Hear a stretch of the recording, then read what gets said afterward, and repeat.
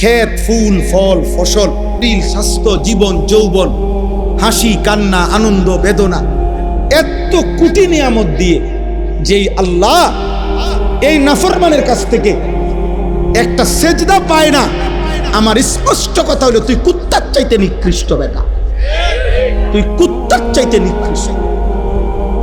কুত্তার কৃতজ্ঞতাটুকু তোর ভিতরে নাই। একটা কুত্তার মধ্যে হাড্ডির কৃতজ্ঞতা যে দূর, তুই মানুষরূপী কুত্তার মধ্যে ওই কৃতজ্ঞতাটুকু নেই। আজকের দিনে বলেন, এখানে আজকের একদিনে আমরা আল্লাহর কি পরিমাণ নিয়ামত ভোগ করছি, কথা বলে না? আজকের সকাল থেকে এই রাত 11:30 পর্যন্ত কতবার নিঃশ্বাস ফেলছি? এই নিঃশ্বাসের বিনিময় দেন, বিনিময় দেন। বলেন।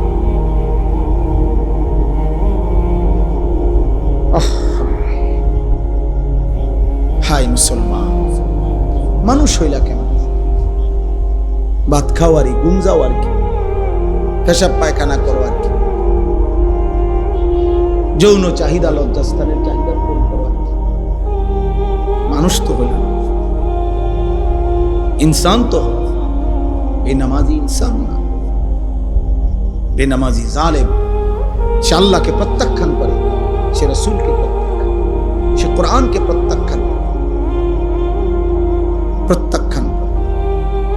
আল্লাহ আমাদেরকে বুঝ দান করে, আল্লাহ আমাদেরকে বুঝ দান।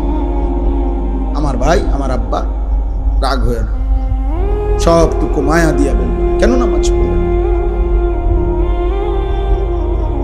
এত অকৃতজ্ঞতার পরেও আল্লাহ তাআলা খাওয়াইতেছে, পড়াইতেছে। সেদিন কিতাবে পড়ছি,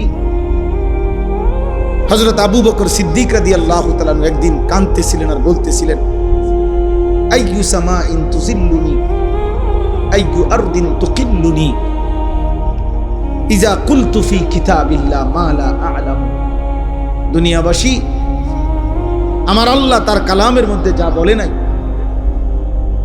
অথবা আমি যা জানি না, আমার আল্লাহর নামে, আমার আল্লাহর কালামের নামে এমন কোন কথা যদি বলি, তো আমারে কোন আসমান আছে যে আসমান আমারে আশ্রয় ছায়া দিবে?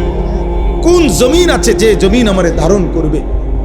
উনি এটা বলতেন, হায় এই জমিন কেমনে আমারে ছায়া দিবে, এই আসমান কেমনে আমারে ছায়া দিবে, এই জমিন কেমনে আমারে ধারণ করবে?